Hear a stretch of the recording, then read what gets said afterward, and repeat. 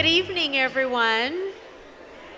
I don't want to interrupt all the wonderful conversation and eating that's taking place, but we'll go ahead and get started with our program for the evening. It's so wonderful to be here with all of you today. Thank you to All Saints Catholic Church and to the Sacred Heart Society Little York, and especially to Damon Palermo for your hospitality and graciousness this evening. My name is Monica Perales, and I'm the director of the Center for Public History at the University of Houston. On behalf of all of us at the center, let me say how honored we are to be a part of this event, to share a meal and celebrate your history and the launch of the latest issue of Houston History magazine. It seems quite fitting to have the launch, our magazine launch in conjunction with your pasta dinner. When we sit down to eat as a family, as a community, it's always about more than the meal, and the meal is really fantastic and wonderful in and of itself. The All Saints Sacred Heart Society pasta dinners are clearly places for storytelling and history telling, for remembering the past and sharing a community's common history. Your beautiful display over here is proof of just how important history is to gatherings like these. It's a place to reminisce and to teach younger generations about the past, and a way for them to connect with their forefathers and foremothers. That connection is at the heart of what we do at the Center for Public History. Since 1984, we have been a community of scholars dedicated to doing history for and with the diverse communities that make up Houston, where the local is global. And what I mean by that is that when we study the history of our city, we're really studying the world. Like the Italian and Sicilian immigrant families who made their way here, established farms and groceries, fed their families and parish and community, and started the traditions we participate in this very evening. At CPH, we are committed to preserving the untold histories of our region and training students to research and also tell those histories. One of the ways that we do that is through projects like the Houston History magazine. I am especially proud of the work that Dr. Debbie Harwell and her students do to keep Houston history alive. And if we can, let's give them a round of applause for all of their wonderful work.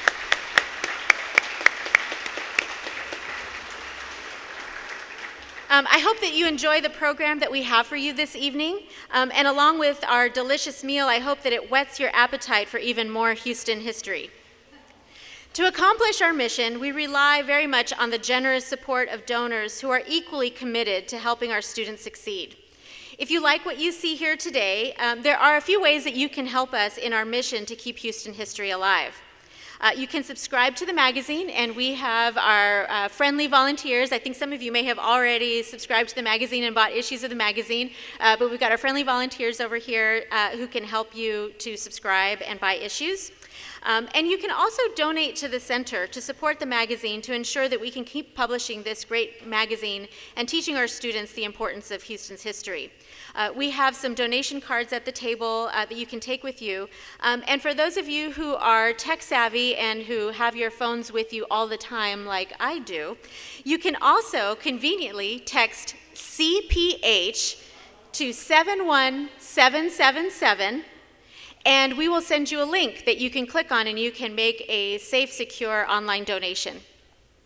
Again, we are so grateful for your support, and we are so honored to be here with you this evening.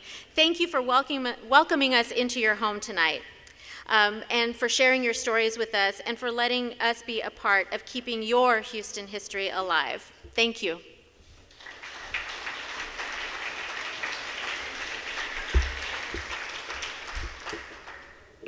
Good evening. I'm Debbie Harwell, and I've probably talked to about half of you on the phone making reservations for this event, and it was really my pleasure. I felt like I was being welcomed into a big Italian family. A few years ago, my husband and I had the extreme pleasure to travel to Italy, and I learned one phrase there that I think is really appropriate for tonight, and that is grazie mille. And I want to thank you all for being here, for being part of this. I want to thank Damon for believing in this project, for his heartfelt enthusiasm and the enthusiasm he imparted to all of you who took part in making this dinner this evening. I'm grateful to the Sacred Heart Society of Little York for your time, your hard work, and the delicious food. Thank you, Archbishop Fiorenza, Father Bill, and All Saints Church as well for opening your doors and sharing this beautiful historic building with us. For those of you who don't know, the church opened in 1928, and I believe it's on the Register of Historic Landmarks, and I would encourage you to come back at a time where you can see the beautiful sanctuary of this church. I want to thank my colleague Scott Wharton for donating his time and experience and expertise to provide our audio-visual equipment for tonight.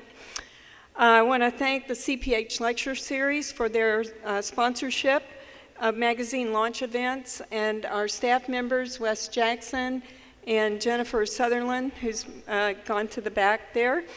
Our magazine staff, Johnny Zapata, also back there, Ruben Castro, up here in the front, and Calvin Blair. Our board members, two of our board members are here this evening, Barbara Eves and Oscar Gutierrez. So thank you all. Our goal for the Houston History class, which I teach both in the spring and the fall, is twofold. And the first is to tell the stories of Houstonians that are frequently not mentioned in history books. So that, like, for example, the stories of our Italian community.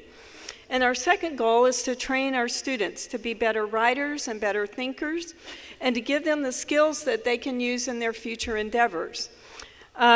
Publishing an article in the magazine gives our students a real leg up when they are applying for jobs or graduate school. And in the last 7 years, we've published over 80 articles by students at the University of Houston, and we're very proud of that. This particular issue, The Power of Place in Houston, looks at a lot of different ways that we define place that go beyond just location. And sometimes they include our culture or our place in society. There are a lot of different articles in this magazine that look at different aspects of place, and I wanted to mention just a few of them because the authors, I believe, are here this evening. Calvin Blair, here, you can stand up or wave or something. He's a senior history major at U of H. He wrote the article, De Rolock, Houston's Forgotten Festival. De Rolock is, thank you. No, that's good.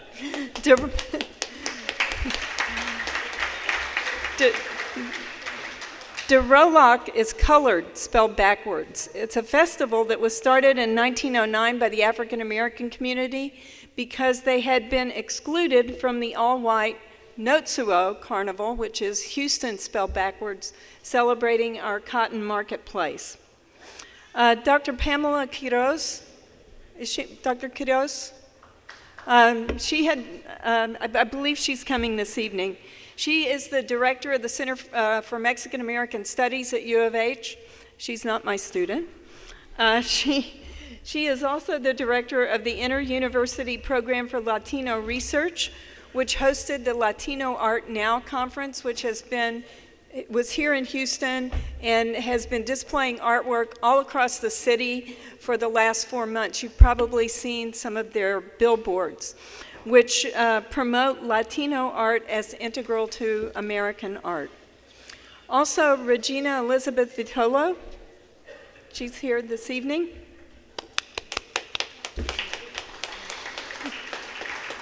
Regina received her bachelor's degree in history at U of H. She had a scholarship from Women, Gender, and Sexuality Studies, and she also holds a master's degree in library science.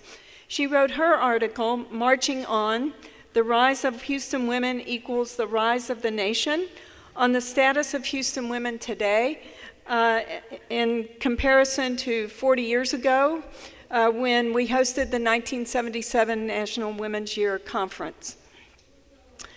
We're here today to celebrate all of you, this fabulous Italian-American community who has been feeding us here in Houston for over 100 years, starting with farms to selling produce to operating grocery stores and restaurants.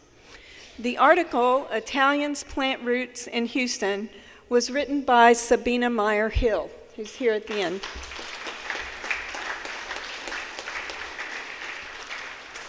Sabine sat in my class for an entire semester, and I'm embarrassed to say I misspelled her name on the name tag in front of her seat. But it's spelled right in the magazine, and that's what really matters.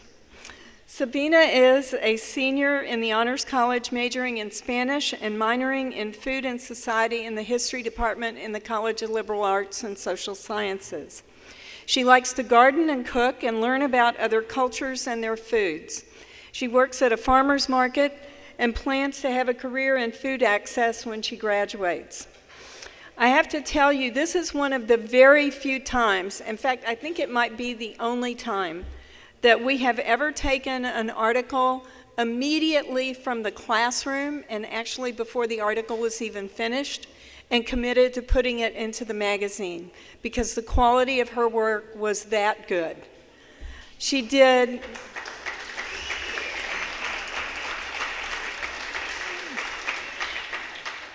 about 5 hours worth of interviews, including with some of the people here at this table.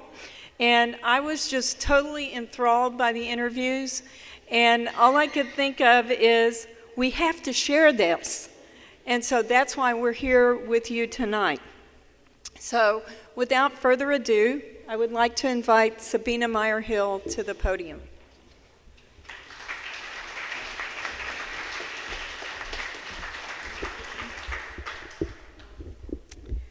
Hello. So I'm Sabine Meyer Hill. I wrote the article, Italians Plant Root in Houston. So as Debbie said, my minor at U of H was Food and Society. So I was really interested in researching food history in Houston in some way during her class. I grew up in a house in the Heights built by the Alessandro family. And so though my family has no Sicilian or Italian roots, I was interested, after hearing so much about the Italian community, I was interested in focusing on you all for my article. And my family was still connected to the granddaughter of the Alessandro family who built the home. And she mentioned to me these farm dinners out on Italian truck farms around Houston. And that really piqued my interest because growing up in central Houston, I didn't see a lot of farming going on. So once I started researching, I found out that there were many truck farms in the Post Oak area, which I just know of as the Galleria area. No farms left there. And the Little York Road area, which I grew up pretty close to and just knew of for the development there and the industry. So I wanted to learn more, and that those truck farms ended up being the focus of my article. Throughout the research process, I learned about the farms themselves, the other parts of the food industry that these families ended up in, about Sicilian American culture, which was very interesting to me, especially when I got to taste some great food along the way. And this has also been a really great experience in learning to appreciate and acknowledging the groups of immigrants that have shaped the city that we know today, which I think is an important lesson this day and age. The more I researched and met people in this area, the more I saw the footprint of the Italian community in the city that I knew growing up. I used to get my pecans shelled or cracked at Canino Produce with my mother growing up. I got my first set of car tires from Montaubono Tires with my dad. Mandola's Deli was just down the street from the house that I rented this senior year of college. And even the house that I grew up in was Sicilian built. The article research and writing experience was also hugely developmental, and many people and entities helped me along the way. So my professor and editor, Debbie Harwell, who also had a large hand in organizing this great event, helped me a lot. the Italian Cultural and Community Center gave me a real push as I started the research process. Damon Palermo, the president of Sacred Heart Society of Little York, who also organized this event, was immensely supportive and really just a major resource that supported me writing this article. And I also owe a huge thanks to the people that I interviewed. Camilo Palermo, may he rest in peace. I was so lucky to talk to him. Jimmy and Pauline Tamborello, who we'll hear from tonight, were a pleasure to speak to. They welcomed me into their home, and we talked for several hours, and it was a really unique experience for me. And Nuncio Martino, who couldn't be here tonight due to health issues, so we should all keep him in our thoughts. He was the first person that I interviewed in this process, and he shared so much valuable information with me. So thank you all so much to the people who helped, the people who I interviewed, those of you who came out this evening. Damon Palermo will be moderating the panel tonight. So I hope you all enjoy the event, and let's welcome Damon Palermo.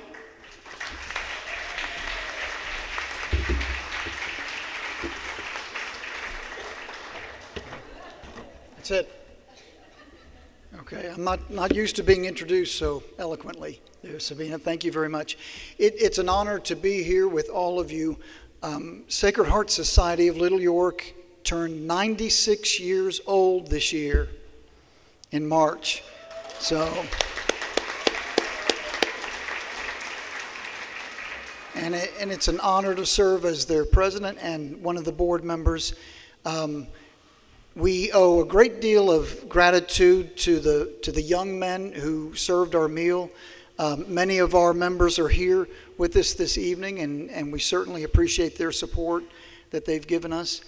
I would say on behalf of Sacred Heart that we are humbled. The Southern Italian and Sicilian American culture in Houston is really this subculture. I mean, we understand it. We don't know anything else about it. This is our thing. But when we have an institution as esteemed as the University of Houston, who finds some level of interest in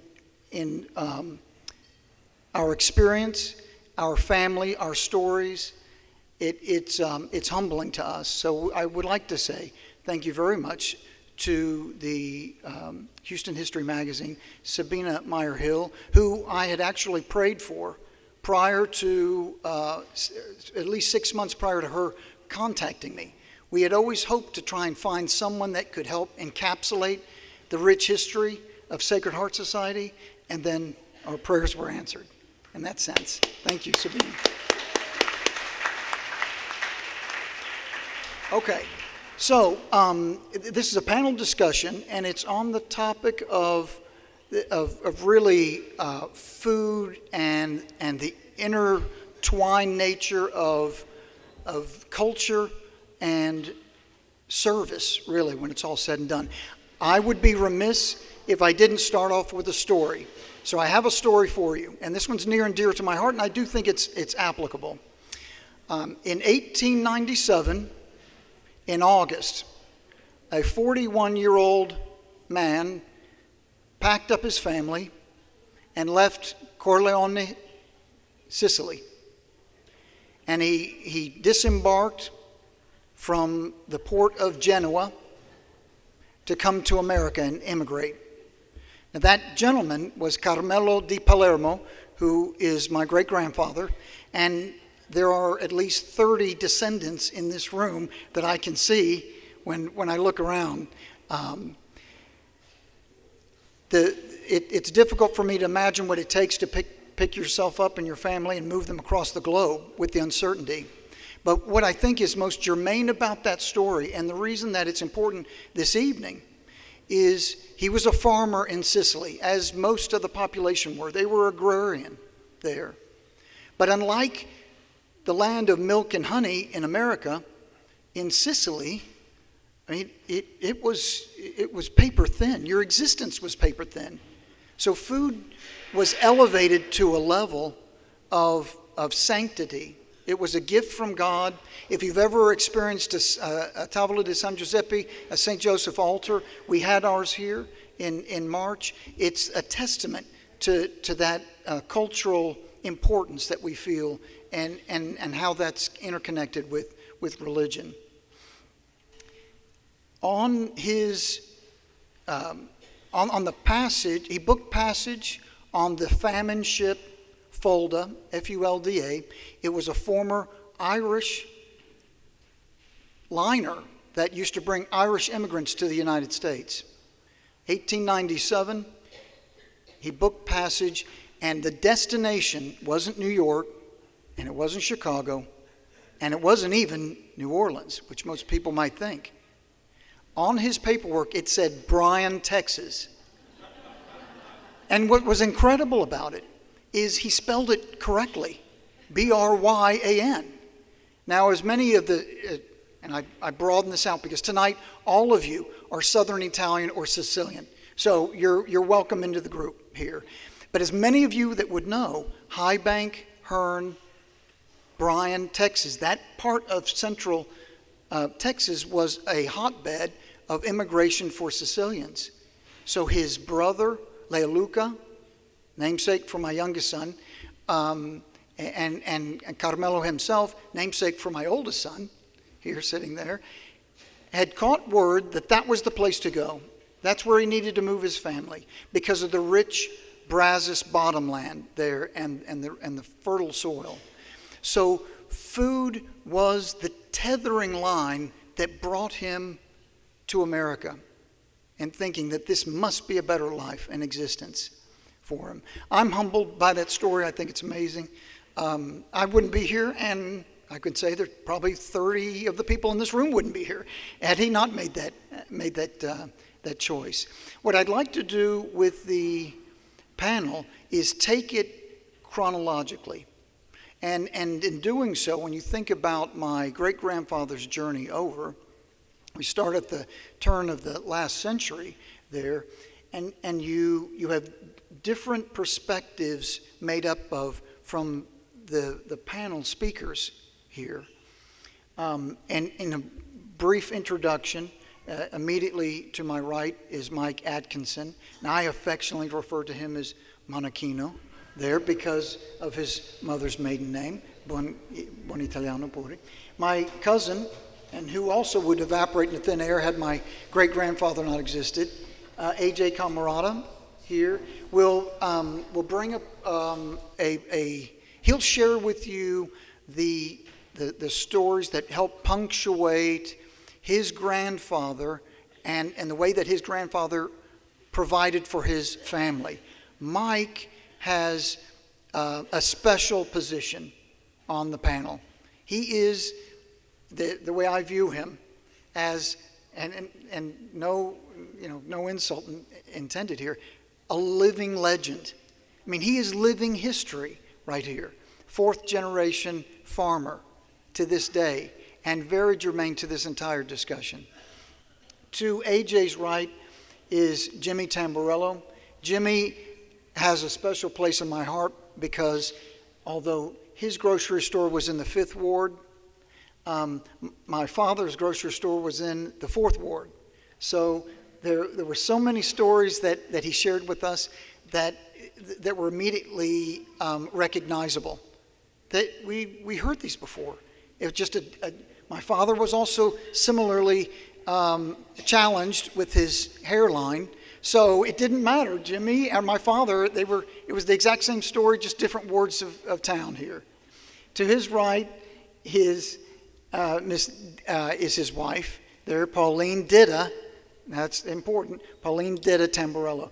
Now, Pauline's perspective is completely different. And she is special because when you look at, as you listen to what AJ has to share, AJ's grandfather was responsible for an area as he gathered produce on a horse-drawn cart. You think about that. horse-drawn cart, and he is the lead-off photograph in the article that you see in the magazine. Well, Pauline's father was that very close next generation, I guess you would say, in the sense that he epitomized the Italian truck farm. So he delivered his produce on the back of a truck, and you can see it there on the memorabilia table. They're standing next to one of his happy customers there. Not sure what part of town that was, but as we go to Pauline's right, that is her brother, Bernard Ditta, and between the two of them, we get this confluence of history on their father that I think is very potent, and of course that you've heard from Sabine, and I think it'll be important throughout this brief discussion that we check in with Sabine, because she listened to these stories and she collected them and weaved them into a singular piece that makes sense. Italians like to talk, and we love to talk about food. So it was amazing that she could shut this thing off with 5 interviews. And I know out of love for many of the paisan in this room that we could have filled a volume with the stories of Italians planting roots in Houston here, because so many of you share the similar history that we have. If I could, I'm going to start from the oldest date, and then we'll work our way to the more current day period here. And I'd like to start with Mike and ask him specifically. You recall from your family's point of view their route through immigration into the United States. Could you share, because there's an element to this that's of very importance that he shared with me just the other day. Well, I'll try to start in time. I'm Mike Atkinson, first of all. I've been living in Houston all my life. My great-grandfather come to Ellis Island, the way I understand it, in New York in about 1908. They had a family of 5 kids, and they moved from Ellis Island to Cleveland, Ohio, worked in the factories a little bit. Then they moved to St. Louis, Missouri. Stayed in St. Louis, Missouri for a couple years, and work played out or winter got them or whatever. They decided there was work in the strawberry fields in New Orleans. Sometime during World War I, they loaded up the wagon with 5 kids and they moved to New Orleans. So worked in the strawberry field in New Orleans and during World War I, which was in the teens, and the strawberries in winter got them, and they said, oh, there's work in the winter garden around San Antonio. So for 3 or 4 years in a row, they would go from San Antonio to New Orleans and back and forth. The word will have it that they were traveling back from San Antonio to go to work in the strawberry field, and the wagon broke down in Houston. The first market in Houston we all know was out on Preston Avenue where Kim's Son restaurant is, and the wagon broke down, and my grandfather went to work for Kenny Jack Fowler. I don't know Kenny Jack Fowler's. Kenny Jack's been in the produce business in Houston for many, many years, and it's 3 or 4 generations of them. He wanted to make enough money, just to make enough money to get the wagon fixed to get to New Orleans to work in the strawberry field.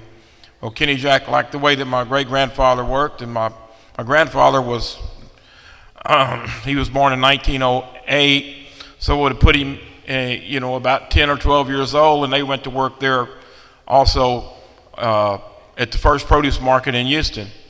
And Kenny Jack liked the way my grandfather worked and my great-grandfather worked, and they were just kids working, and back then all kids worked. When you was 10 years old, you worked. Kind of the same way I've been, but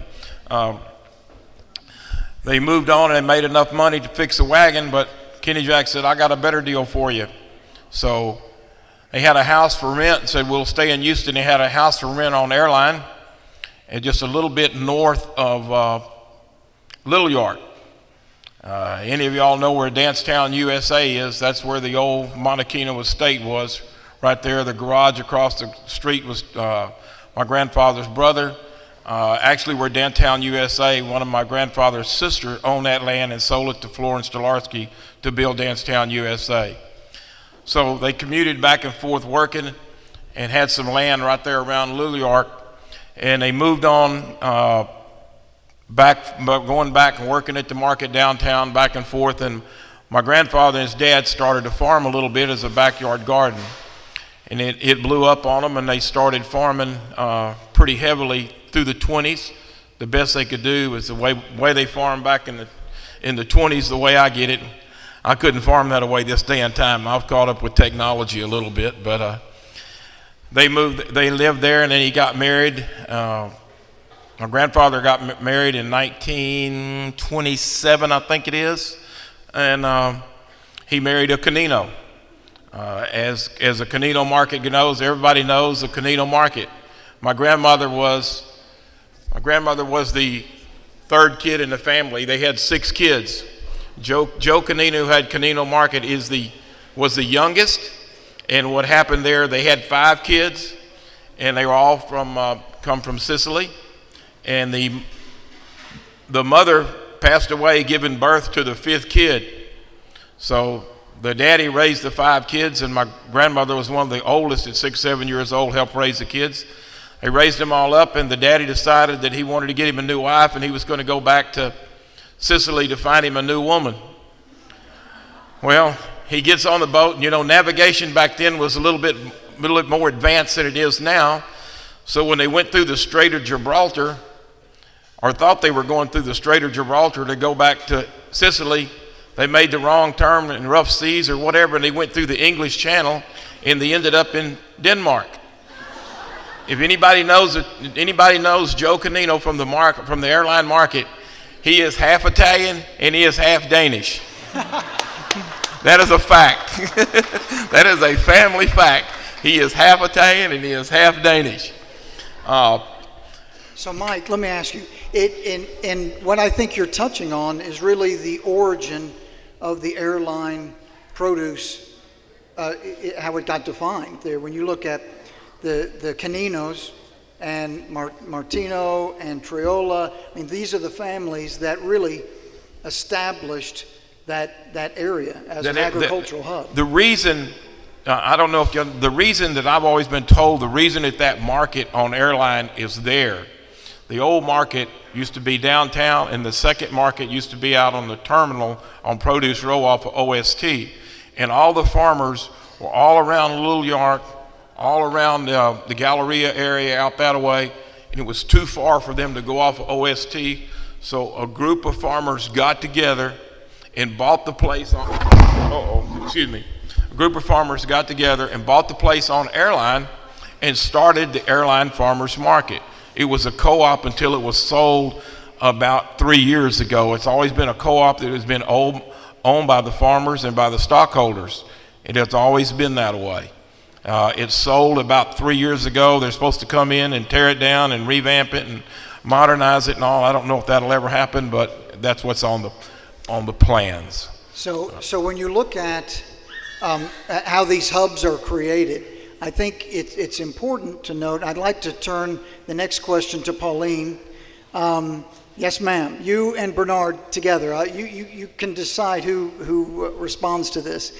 But with your father, then he would deliver. He would pick up his produce from which parts of town? Airline. From airline, and then he would distribute those throughout town. He had his own area. His own area. Yeah, district there. All the way across town. All the way across town.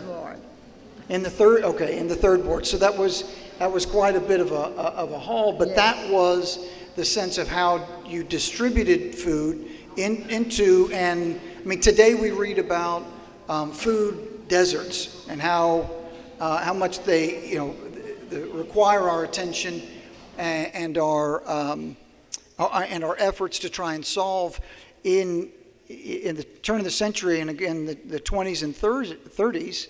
Then you had these. You didn't really have as established all of the Italian grocery stores, but that's where we're heading. AJ, with your grandfather then, where was his distribution? And he had a horse-drawn cart. Cologio. No, it was Nuncio. No, it was Nuncio a Sant'Arcangelo had the horse-drawn cart that's in first page of your article there. Tell us about his distribution. His area was mostly. You can speak. His area was mostly McGregor and all in that area. So where the medical center Right, area. all through there, and the story goes that they got up so early in the morning. I think he used to share his mustard greens and the rest of the stuff they would buy with Bernard's daddy, and Bernard's daddy would go one way, and my grandfather would go the other way, heading towards the McGregor area, and. Story goes that at about 2 o'clock, that particular horse that's drawing that wagon right now, he could just let the reins down and he'd fall asleep, and that horse would take him home all the way across town. And he'd wake up by the time he got to the back of the house, and then he'd be wide awake, and basically he came through.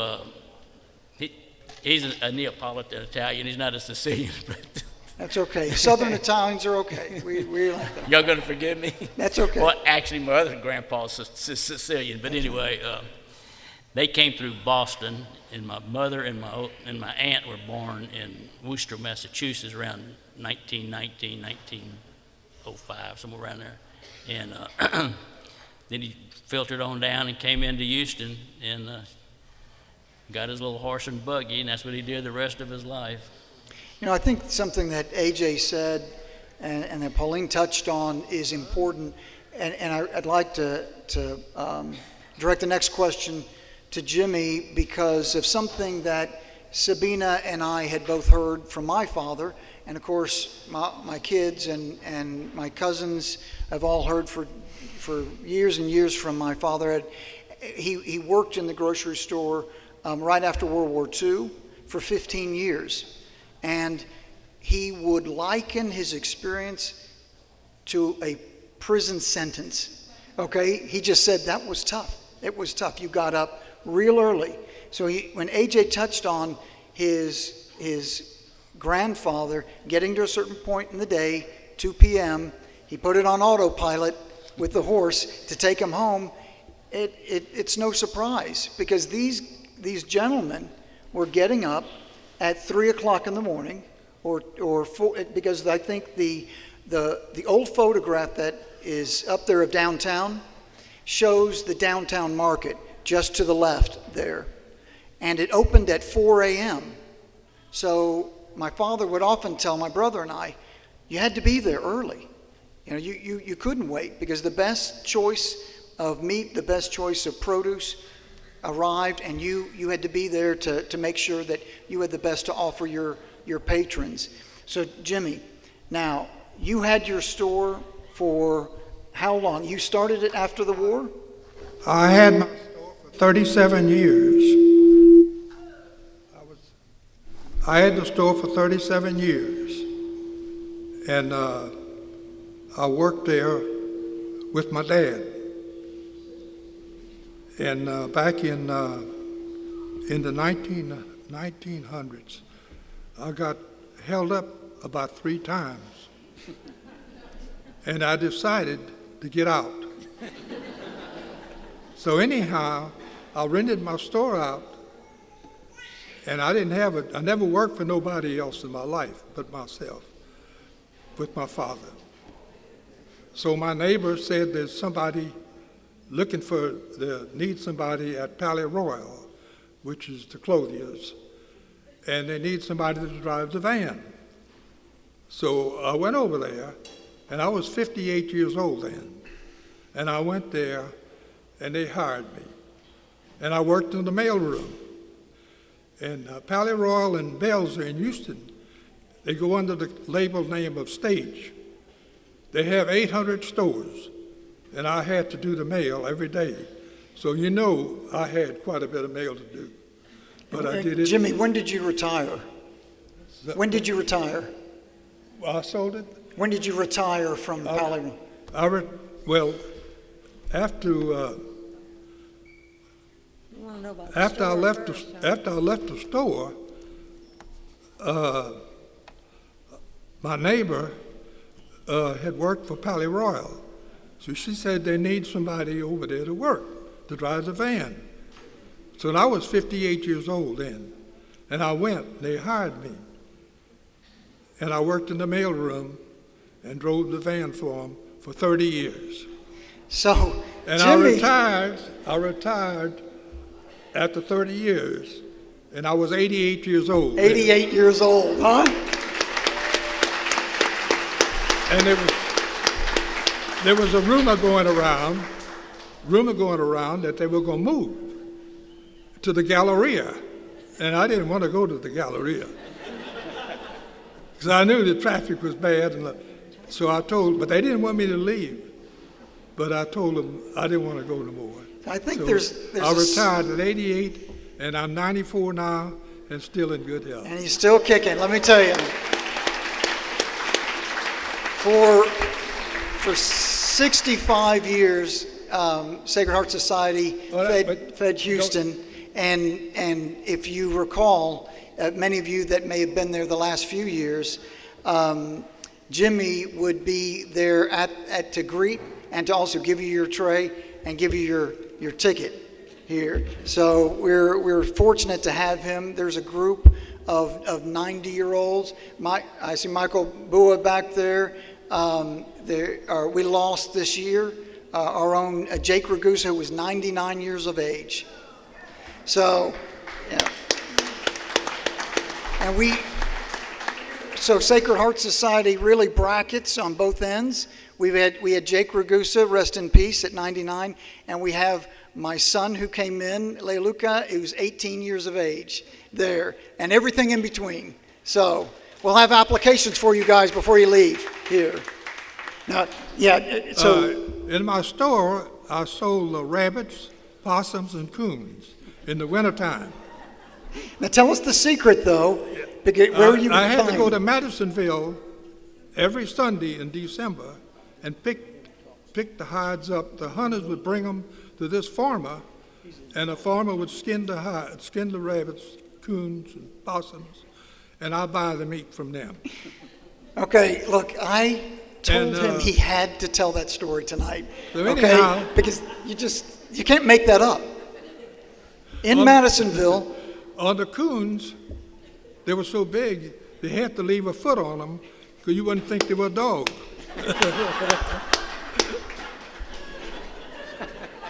That is the truth, okay? Again, That's the truth. That's where truth is stranger than fiction. We could not make that up. So we really appreciate that. Bernard, tell us your earliest memory of your father in the produce business. Well, thank you. Well, I was quite young, and my dad would want me to get on the truck with him because we would go to the Third Ward and sell his produce to a lot of the old homes there where the people lived in one room, and I guess you could call them boarding houses. But he had a whole lot of those, and we used to go through selling all of our produce to them. So I got to learn very young how to market produce.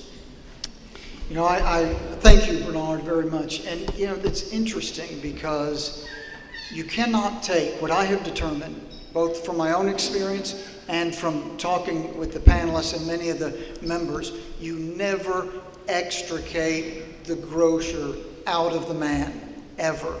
So my father was a grocery man, and the funniest story I have, for 20 years, I got out of school, I came to Houston. It would be routine, I'd take a phone call, it was my father. I'd be working, I'd be at a client's house, or at a client's office. And as my father, I thought, okay, my father was 92 at that time. It could have been 80, didn't matter. But I wanted to make sure that I picked up the line and make sure that he and my mother were okay. So I say, Pops, everything okay? He goes, yeah, everything's fine. Look, I've been through the circulars. There's some, you got to stop, you got to write these down. 79 cents, grade A dozen eggs, okay? 89 cents, I'm not joking here, 89 cents at Fiesta pork butts, because he knows that we would make Italian sausage. He goes, there's no limit, get over there as soon as you can. That's right. Pops, I'm in a meeting with a client. He goes, okay, good, share the information with them and let them know. It didn't matter, it did not faze him. It did not faze him. He would make that phone call at least once a week, and oftentimes twice a week. He would scour them. So one day, he came to our house and came to visit. He was in his late 80s, and he walked into the kitchen, and he opened up the cupboard. Pops, you want some coffee? Let me get some. The door to the pantry was open. So he walks up to it, and he's just standing there. And we're in the kitchen, we don't know if, something's wrong, or we need to get up there and catch him if he's going to fall.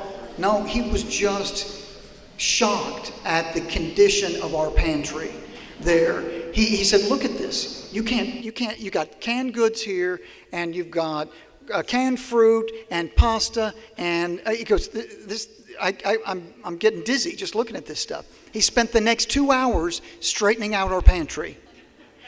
The older inventory up to the front, all the can and the labels turned over. That's the way he operated. You cannot take the grocer out of the man. I'm convinced of that. AJ, let me ask you this. Now, from your grandfather's point of view, how long did he work and have his area where he worked with a horse, or did he ever step up to a Model A or Model T and go the evolutionary step that Pauline did as father did? I think my uncle had bought him about a 48 Dodge truck that they converted into his new wagon. And it took a while for him to learn how to drive, because pulling on the reins to trying to stop the thing, it wouldn't stop, But he worked till he got to where he got kind of disabled, couldn't do it no more. He would not shy away from technology. I think that's the underlying message here. You step up from a horse-drawn cart to a 48 Chevy truck there when it's all said and done. Now, I made the introduction on Mike as a fourth-generation farmer here, and I think it's special. That produce that you see on the memorabilia table has come from his farm. Mike, tell us about Atkinson Farm. Tell us about where you started, the progression of where the farm moved to, and how many acres you have under cultivation now. Well, my dad and grandpa, I'm actually third, my son is the fourth. We started farming right off of Airline and Little York. Everybody knows where Assumption Church is, just a little bit down the road. If y'all familiar, back in the day where Sam's Barbecue was, we farmed all that behind Sam's Country Barbecue on Airline. In 1961, my grandfather bought a place in Spring. He bought 51 acres. I've since have the 51 acres, and I'm still farming it today. I bought 12 more a few years back, and it's about 65 acres that we farm there. We now farm about 150 acres of vegetables from New Waverly, some places in Tomball. As some of y'all know that have property, and if it has ag taxes on it, if you lose ag taxes, you got to sell it because ag taxes is so much. So there's little pieces of ground all around Tomball and Spring and Westfield that people who've had the land come to me and say, hey, Mike, just come farm it, put some vegetables on it, and be done with it. We currently have 15 full-time employees. We work about 60, 70 hours a week. That's no matter what happens, we work 60, 70 hours a week. The farming and technology that I've seen and from being born in 1953, raised on a vegetable farm all my life, never done anything any different. The technology is out there, it's so overwhelming. You got to keep up with the times. I gripe all the time about things that we still do it in a primitive way. We don't like to use a hoe and a shovel anymore unless we have to. And we still do. We do a lot of things, but put things on plastic. And I travel every year. I go somewhere to a trade show to keep up with technology. And I just wish back in the day. I know that I'm the lone survivor. I'm the last one. When my son is gone, there will be no more vegetable farmers in Harris County because it's all going to be covered up with houses.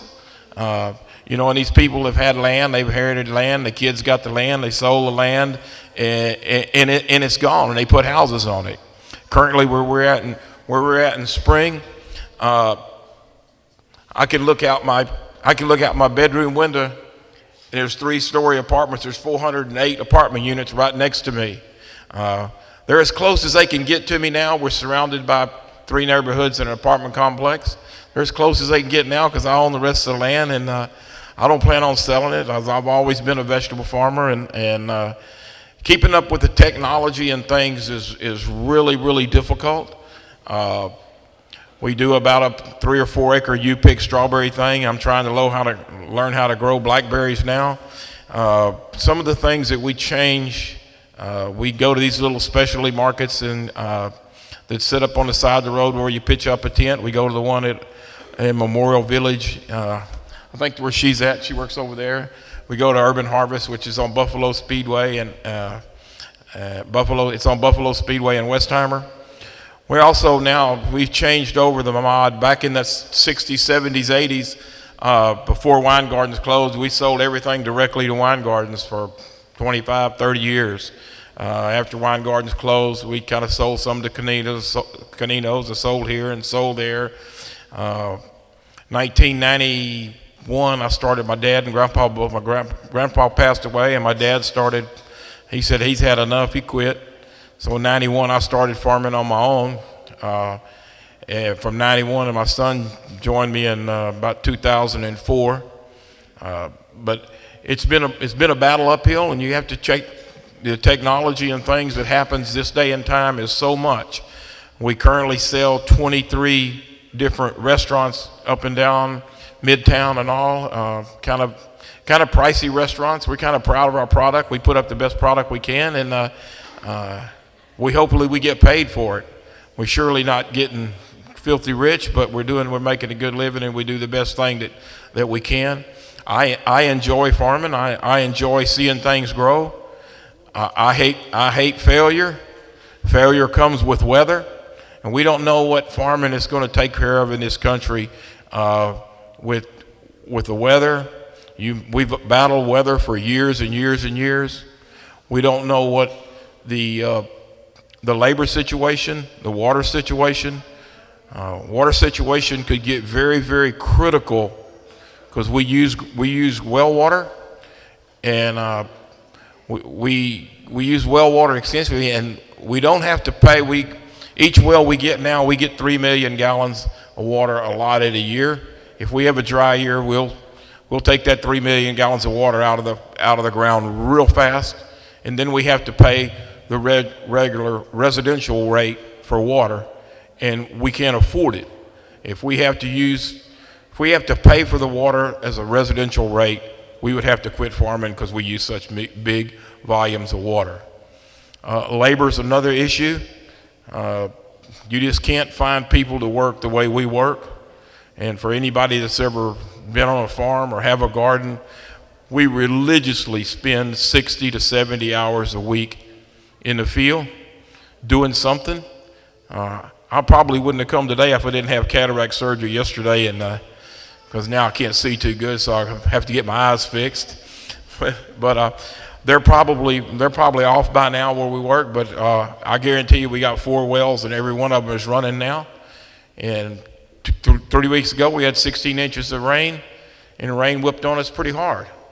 But technology, and for everybody that has a little backyard garden and you're trying, bless your heart, I love you to death for trying. But these backyard gardeners make so many fatal mistakes.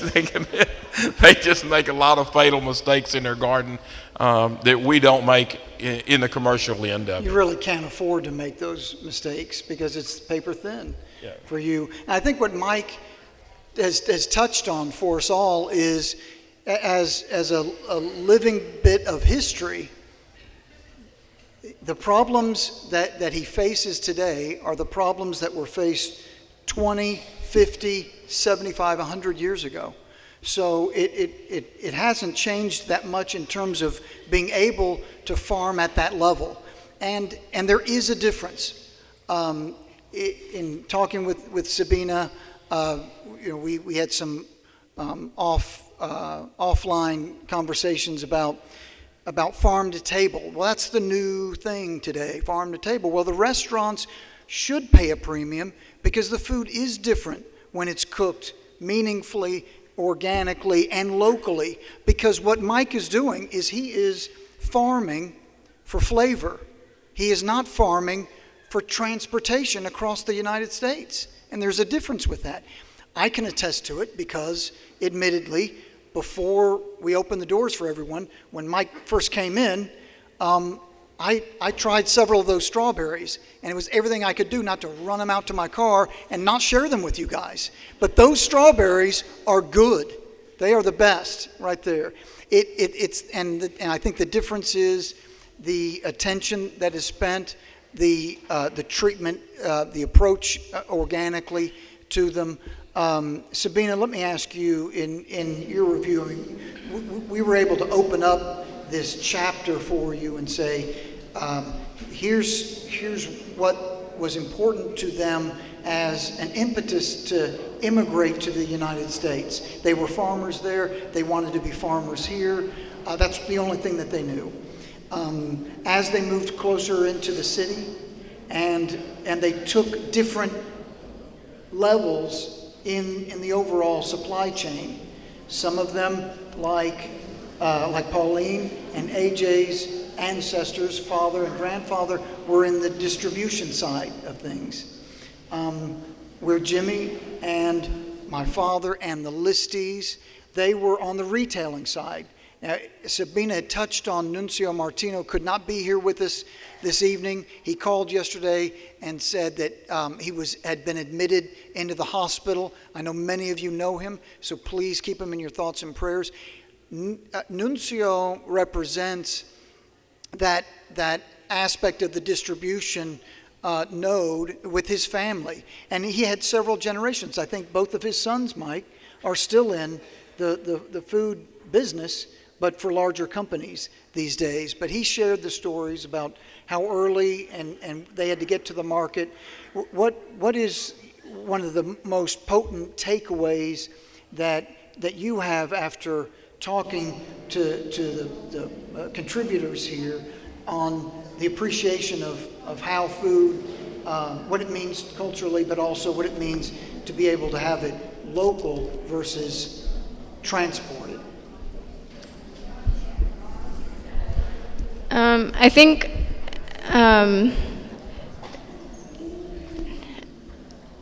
so the reason that the Sicilians who came to this area were able to really flourish and start lives was because they were able to depend on the way of life that they were familiar with back in Sicily, and that was through farming. So there was this inherent appreciation for food and what it can do for you. And I guess because of that appreciation and just that knowledge, the Sicilian community and those of them who continued through the food business to distribution and opening grocery stores and that kind of thing, with that knowledge and appreciation, they knew the difference between produce that was produced locally, or that was grown locally, and that produce that has been shipped from different countries or from across the United States.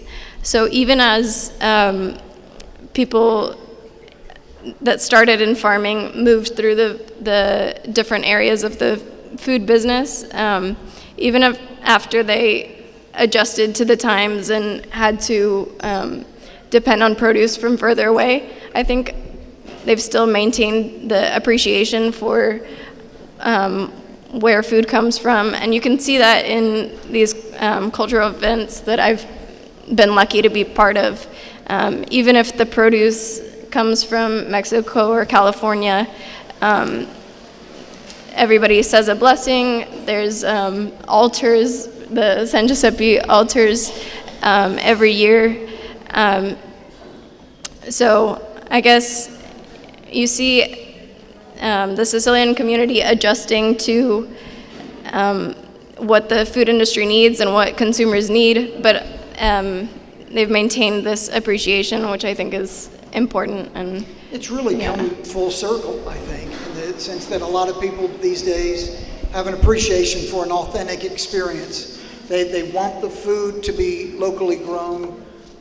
It does make a difference, and they don't want to have to just go to the store. The food that you ate this evening, we did not make the pasta. Okay, we did buy that. But the sugo that you have there was made in our kitchen. We did it just a few weeks ago there. And it was all done by hand with the guys in the kitchen back there, 35 gallons of it. The meatballs were done, every single one of them, 1,014 at last count. It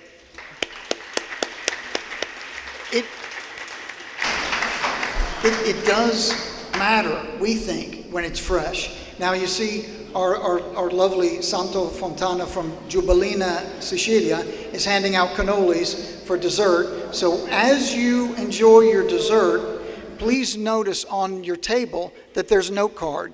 If you have a question for the panel, please write one down, and we'll be happy to ask the panelists to field those questions while you enjoy your dessert. So take a few minutes and chat amongst yourselves there.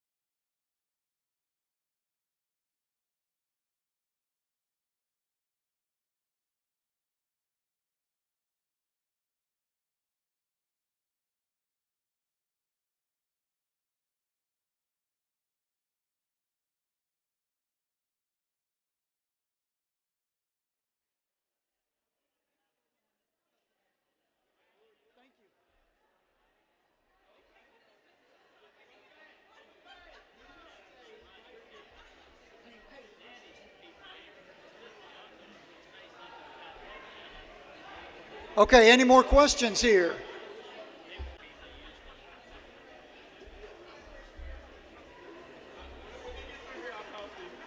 My dad was kind of crazy, wasn't he? Was he crazy? Okay. Are we ready, everyone? We'll go ahead and reconvene here. We've got a few questions and a comment to share from the crowd. So one I have from Ms. Orlando. I don't see her now because there she is. Perfect. Okay. Now, she has a statement here. Pauline and Jimmy, just a recap of a story from her mother. She loves the story of after her parents sold their grocery store, how hard it was for her mother to go to the grocery store and buy groceries. Because when you're surrounded by it all the time and you know it's fresh, it's tough to go to a grocery store. So she thought you would appreciate that.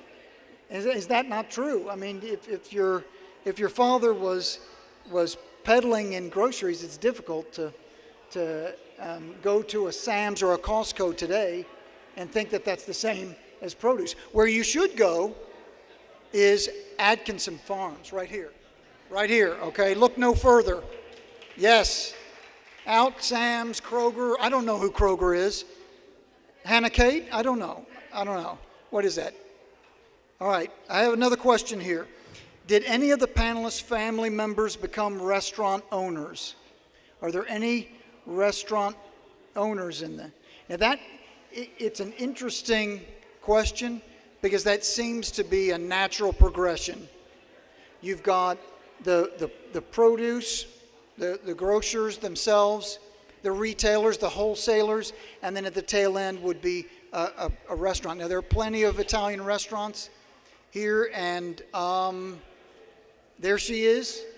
I'd like you to turn your head. Josephine, there she is. Had Josephine's restaurant downtown. It was a Houston institution. Thank you very much. Look no further. Look no further. Okay. Similar question. Would the speakers talk about the next phase, which would have been to become entrepreneurs? Have you ever considered? Now, I will say this for both Jimmy and for AJ, they are unwilling restaurateurs because they have cooked at Sacred Heart Society for decades. Well, okay, for a couple of years because they're not young and they're not old enough to be out there decades. But so I know those guys. But Mike, have you ever thought about the next step, or you're comfortable with selling to restaurants, upscale, not having, you have your own farmers market there. Tell us about that. Where do we go about owning a farm?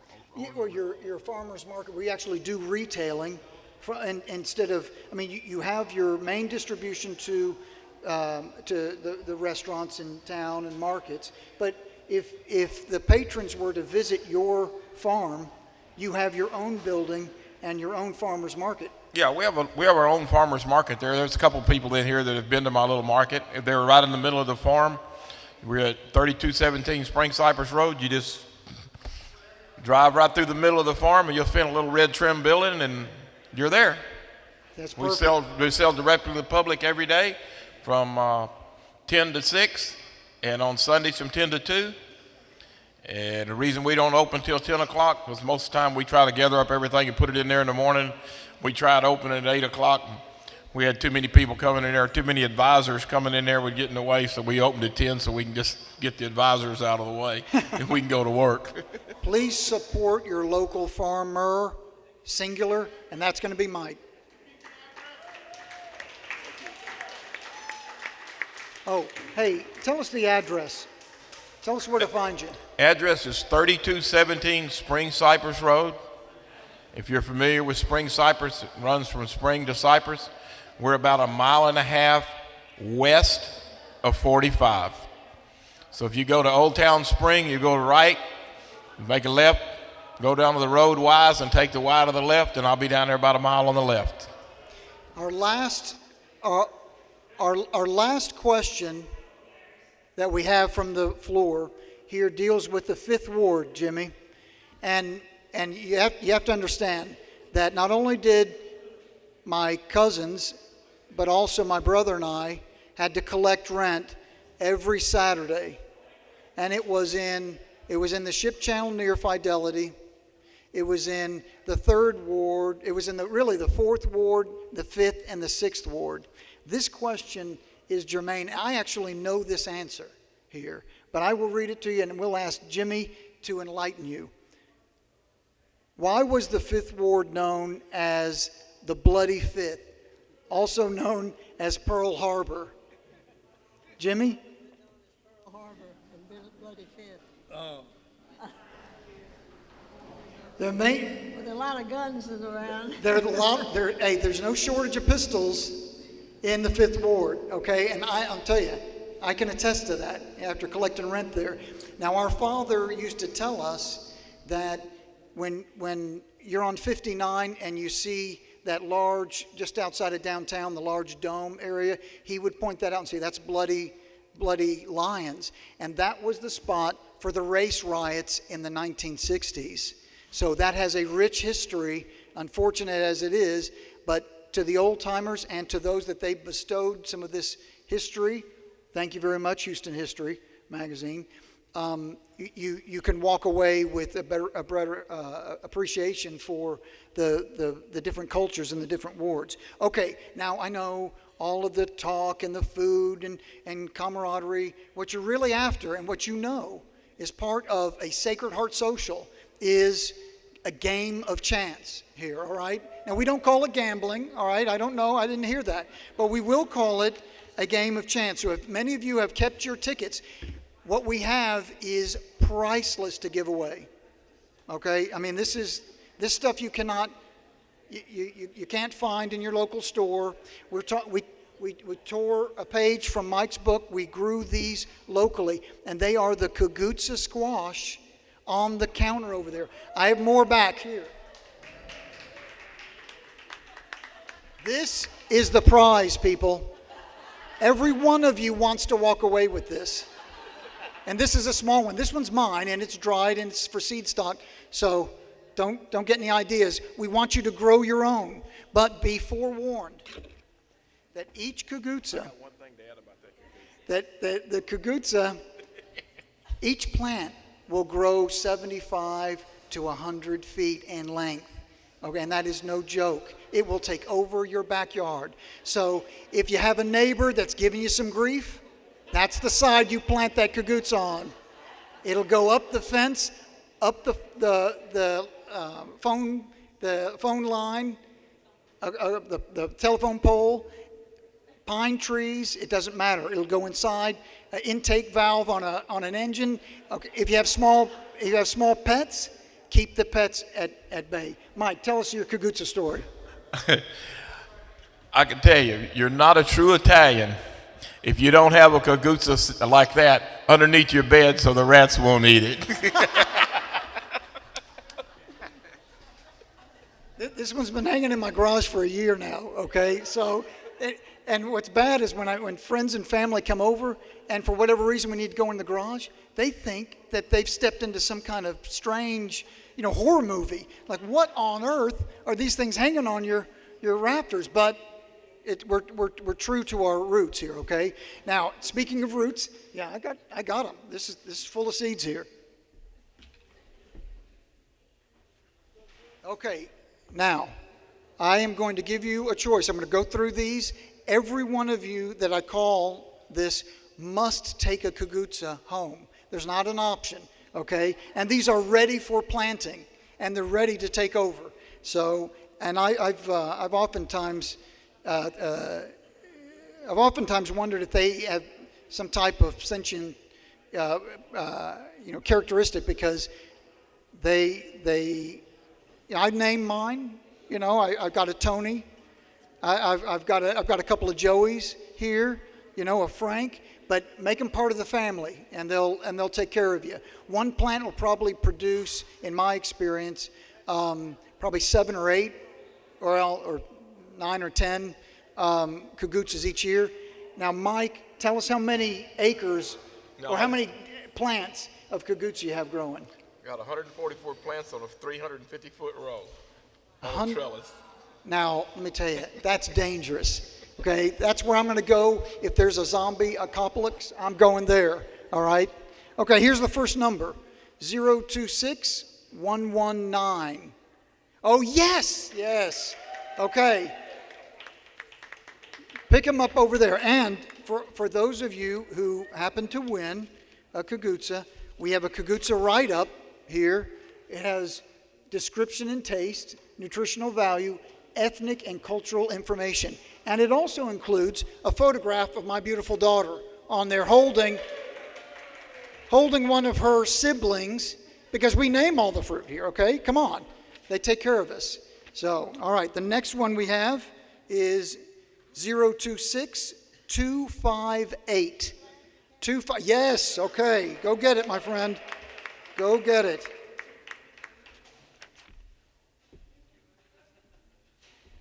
Next number is 026151. 151. We're going to keep pulling until all of those Kagutsas are out of here. 151, you got it. Okay, super. Next number is, let me mix these up, 026140. 140. Okay, wonderful. We got a camarada. Somebody check that ticket. I think it was an inside job there. 026. Hannah Kate knows what I'm talking about, does she? 026233. 233. Anybody? It's yours. Go ahead. You got it.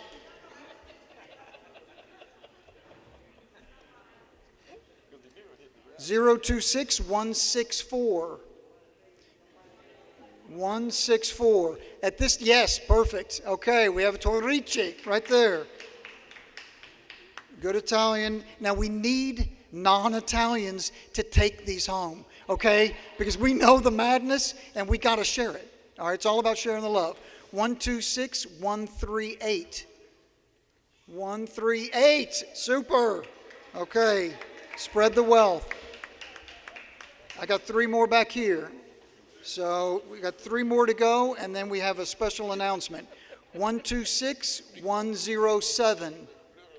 107. Yes. Who did it? Who called it? Okay, it was that. It's that Tortomella right there. Yeah, he's suspect. I got to keep an eye on that one. 126145.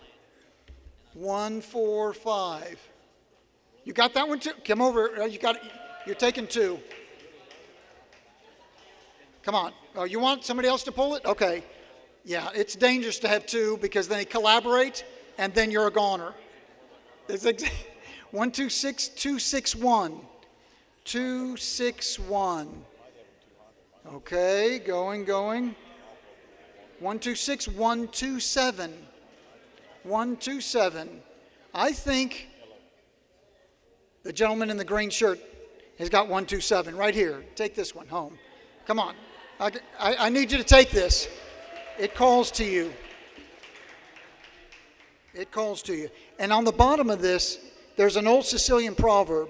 It says, "Falla come vuoi, sempre cuguzza è." Meaning, however you cook it, it's still just a squash. Okay, 2 more here. And they're angry ones. They are angry. They don't like waiting around. 126168. 168. Going once. 168. 026123. Oh, okay. Santo. Okay. Let me tell you. Santo is not going to walk out of here with a cuguzza because that guy grows cuguzzas. So I'm sorry. Mi dispiace, Santo. Santo is our own native from Giubilina, Sicilia, centro parte di Sicilia. So, Santo, we love you, but no cagoots. All right? There's a limit to how far we can go. 126152. 152. Huh? No. Hannah Kate got it? Somebody check her ticket. I think she's a winner. Chicken dinner. 126157. Gregory, come on. I'm dying up here. Somebody toss me a bone. 126156. 156. Okay, all right. We're going to bring an end to it. I am going to give the last 2 to the Patronellas because they routinely get a caguzza plant from me every year. So they're taking one of these, and would Josephine, in testament to the restaurant that she had for so many years, would you take a caguzza plant? Johnny, talk her into it. Is she good with it? Okay, you got them. All right, so, excellent. That's it. Now, bear this in mind before we leave. Damien, yes. Could you turn my speaker on, please? It's on. No. Hello. Is it Yep. on? Hello? Okay. Folks, I just want to thank Damien for all the work that he always does. He does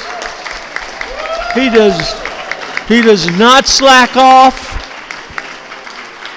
He does not slack off. And he is the reason that our club is such a success. God bless you, Damien. Thank you very much. I am humbled by that, Bernard. Thank you very much for that. Out of the largesse of Mike Atkinson, please, before you leave, pick up some of that produce and take it home and enjoy it for the Memorial Day holiday. Let's not forget those fallen men and women that served this country and allowed us the freedom, with the greatest of sacrifices, for us to be up here and to be talking about kugutsa and food. So thank you all. Now, I have a special treat. Could I have the St. Vincent de Paul Society of All Saints Catholic Church come up here? As we touched on at the very beginning, Sacred Heart Society each year puts on, and throughout the city, there are a number of altars in reverence to St. Joseph. And the story of St. Joseph goes back to the Middle Ages when Sicilians were starving. There was a great famine, and they prayed to God through intercession through St. Joseph. They did not pray to St. Joseph. They said, St. Joseph, help us, intercede with us to God, and end the famine. If you do that, we will erect an altar for you in recognition. That has been going on for centuries now. And it is a great honor for us to continue that tradition. We had it on this very stage in March. All of the food that goes for St. Joseph goes to feed the hungry. That was the promise that the Sicilians made to him. If he ended the famine, then we will erect an altar, and with the proceeds of that altar, we will feed the hungry. This evening, Sacred Heart Society of Little York would like to bestow upon the St. Vincent de Paul Society of All Saints a check in the amount of $4,149.68.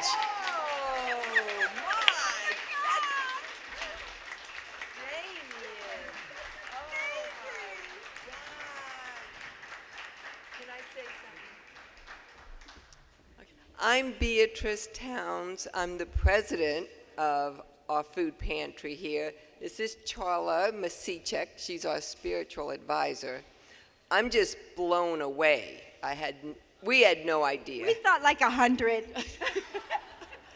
So we just want to give our sincere gratitude and appreciation. This will feed a lot of people and provide rent and utility assistance for many of the friends that we help. So thank you all so much. It's amazing. That is amazing. And just today, we had a lady who called in, and she had her eviction notice for next Tuesday. And we budget for rental assistance, but we don't always have enough to help everyone who calls. This is going to help us to help a lot of people, and we're so grateful. We're in the little yellow house right across, so come visit us sometime. We'd love to say hi and meet new people. Absolutely. Thank y'all so much. Thank you, Damon. I'm really hoping that Sacred Heart will offer more dinners here. We would look forward to that. Thank you.